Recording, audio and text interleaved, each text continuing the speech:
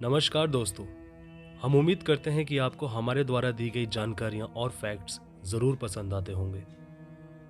तो आज इस श्रृंखला में हम कुछ ऐसे फैक्ट्स साझा करने जा रहे हैं जो कि आपके लिए जानना बहुत ज़रूरी है। तो आज का हमारा टॉपिक है प्रथम विश्व युद्ध। जैसा कि आप सभी जानते हैं कि प्रथम विश्व युद्ध 1914 से 1918 तक लगभग हर महाद्वीप और हर महासागर में लड़ा गया था। हालांकि इसमें सम्मिलित होने वाले ज़्यादातर देश यूरोप के थे और ज़्यादातर युद्ध यूरोप में ही हुए थे।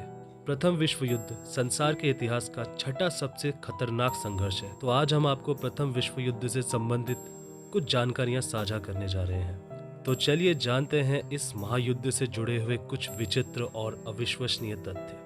नंबर 1, इस महायुद्ध में कई सैनिकों ने लिए थे भाग, जिनमें से 2,50,000 सिर्फ ब्रिटेन से थे।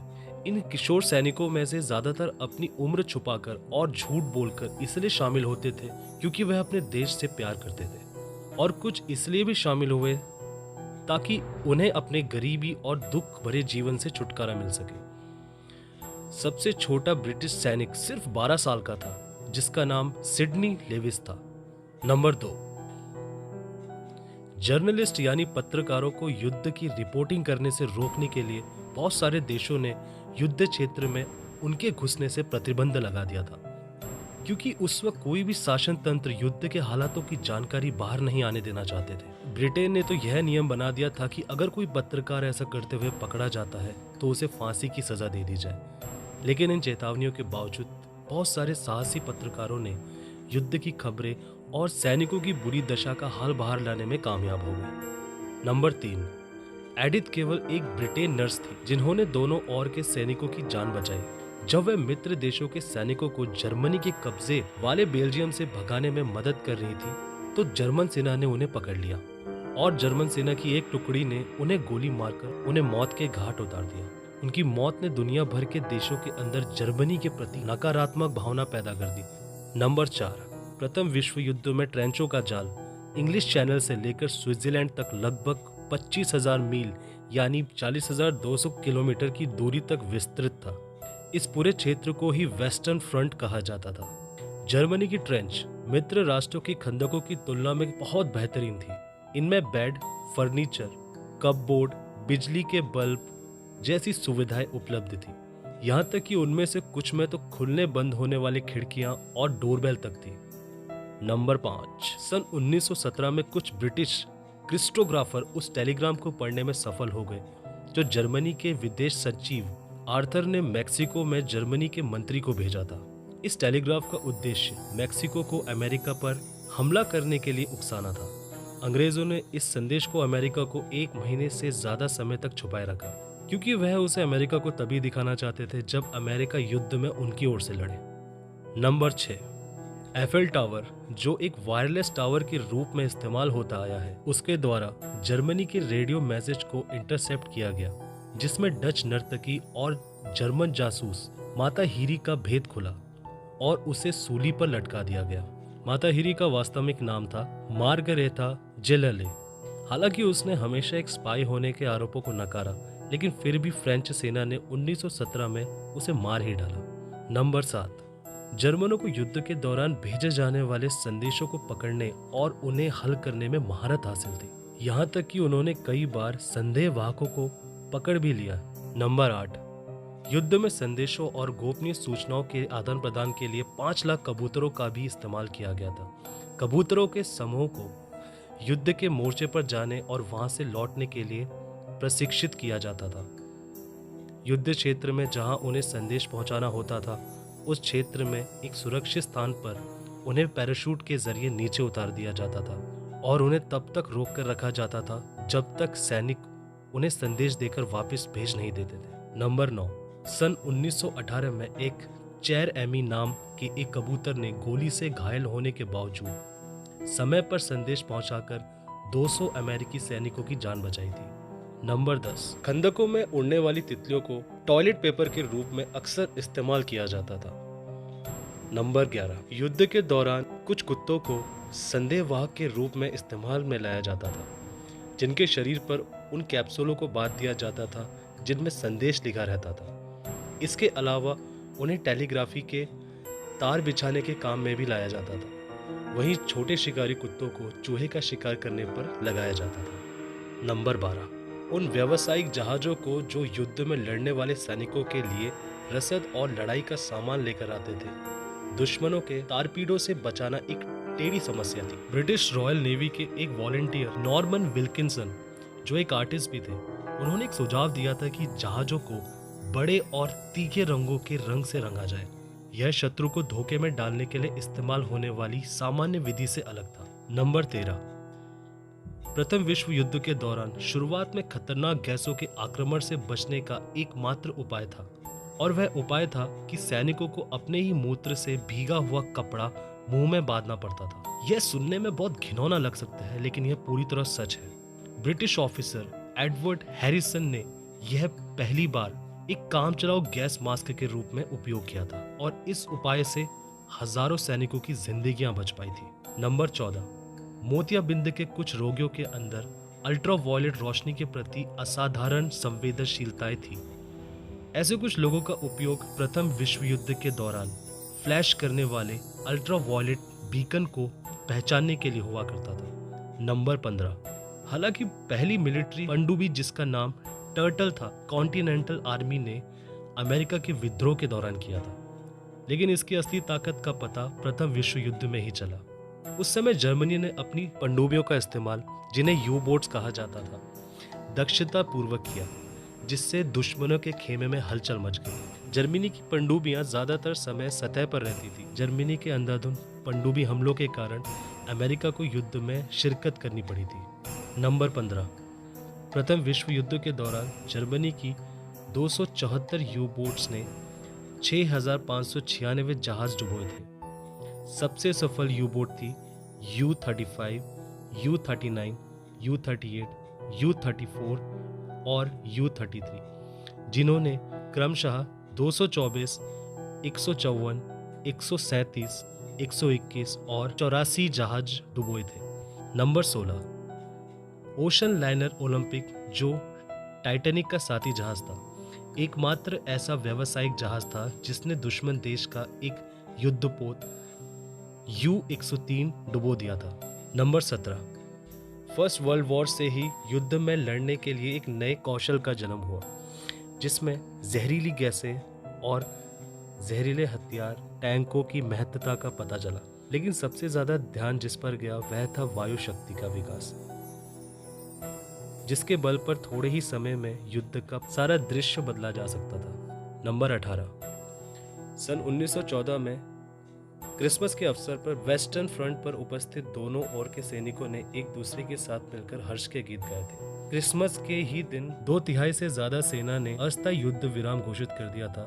यहाँ तक कि कुछ जगहों पर तो युद्ध विराम लगभग एक सप्ताह तक चला था। लेकिन एक साल बाद दोनों ओर के संतरियों को इस बात के लिए विशेष आदेश दिए गए कि वह ऐसा दोबारा ना करें, और ऐसा यदि दोबारा किया गया तो उस आदमी को निसंकोच गोली मार दी जाएगी। सच में यह मूर्ख शासकों की मूर्खता के चरम स्तर पर था। नंबर 19, फर्स्ट वर्ल्ड वॉर बीतने के बहुत सालों बाद सन 1964 में जर्मन सरकार ने पूर्वी अफ्रीका के उन सैनिकों को वेतन देने का निश्चय किया जो युद्ध में उनकी ओर से लड़े थे। लेकिन ज्यादातर सैनिकों के पास युद्ध लड़ने का कोई भी प्रमाण नहीं था, इसीलिए उन्हें जर्मन हथियारों को देकर उन्हें उस हथियार को चलाने को कहा गया, जिससे यह सिद्ध हो जाए कि वास्तव में उन्होंने जर्मनी की ओर से लड़ा था। और आश्चर्यजनक रूप से उन सैनिकों में से कोई भी असफल नहीं हुआ। नंबर 20, डॉग फाइट शब्द प्रथम विश्व युद्ध की ही देन है। उड़ान के दौरान पायलटों को हवाई जहाज के इंजन को बार बार बंद करना पड़ता था। वो इसलिए जब जहाज हवा में अचानक से मुड़े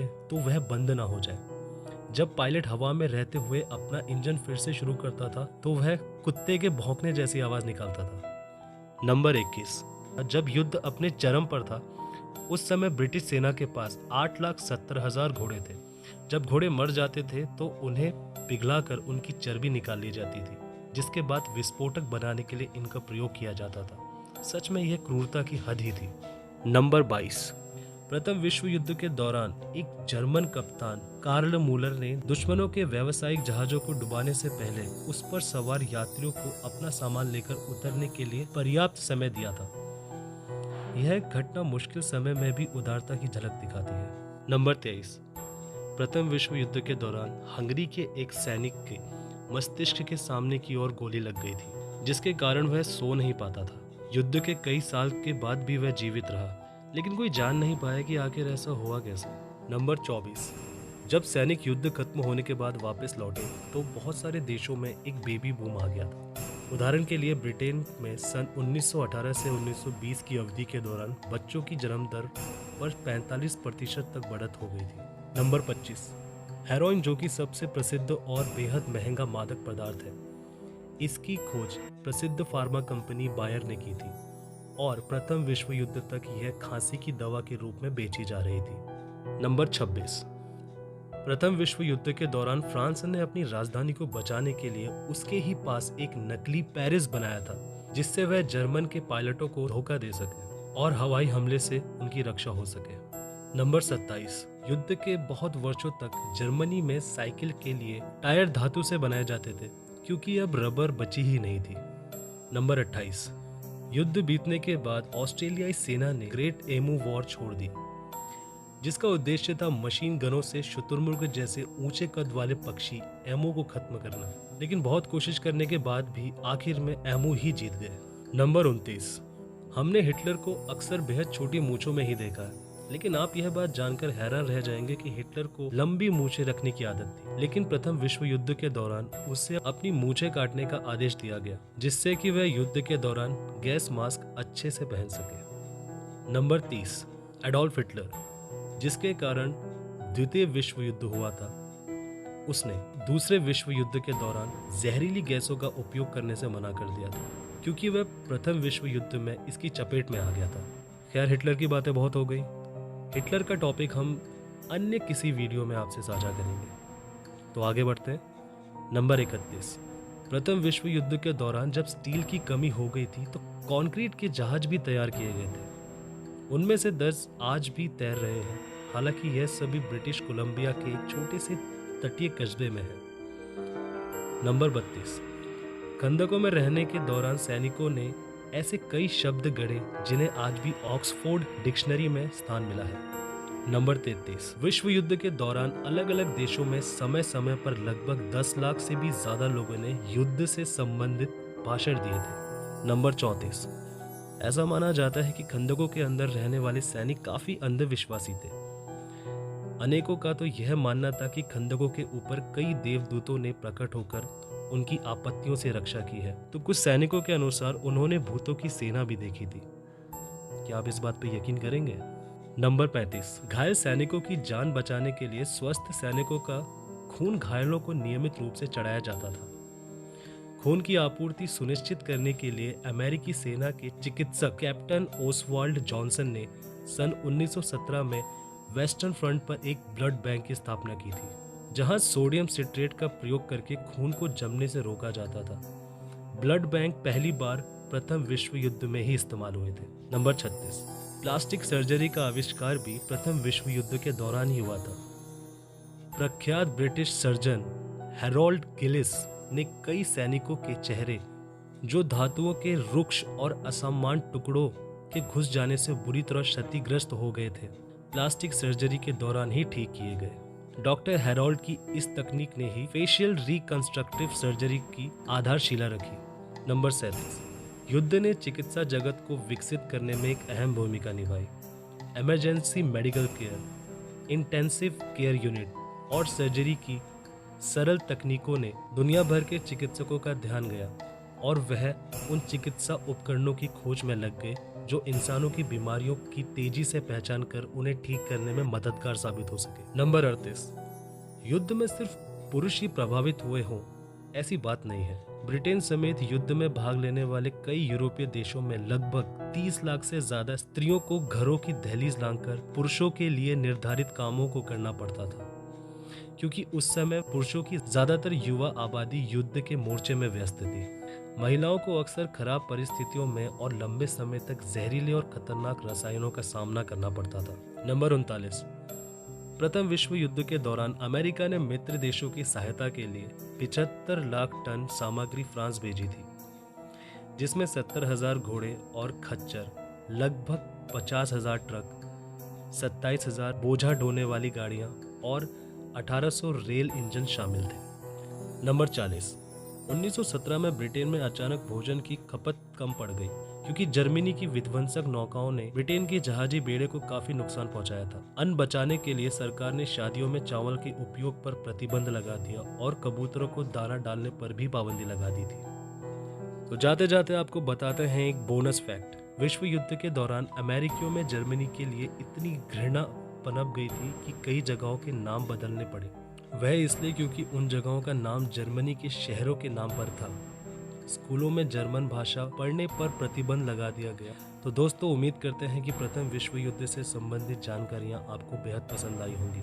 अगर आपने कुछ नया सीखा हो या कुछ नया जाना हो तो इस चैनल को सब्सक्राइब करें, अपने दोस्तों के साथ शेयर करें और हमें अपने सुझाव ज़रूर से साझा करें। अगली वीडियो आप किस टॉपिक पे देखना चाहते हैं हमें ज़रूर साझा करें। आप सभी का धन्यवाद।